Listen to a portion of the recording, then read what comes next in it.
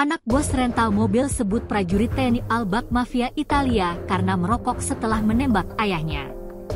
Anak bos rental mobil Ilyas Abdurrahman menangis di persidangan militer saat video penembakan sang ayah oleh anggota TNI Angkatan Laut diputar di persidangan Pengadilan Militer 208 Jakarta.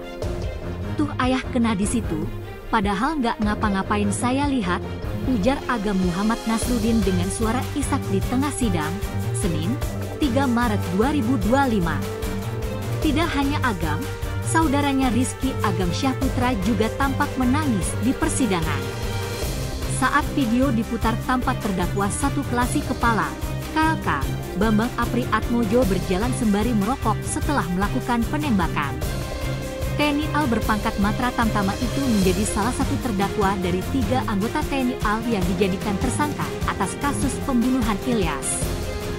2 orang lainnya adalah terdakwa 2 Sersan 1 Akbar Adli dan terdakwa 3 Sersan 1 Rasin Hermawan.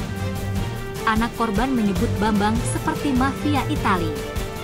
Terlihat jelas di video "Mohon izin yang mulia, terdakwa 1 memang menembak layaknya mafia Itali yang mulia, sambil merokok," ujar Rizky.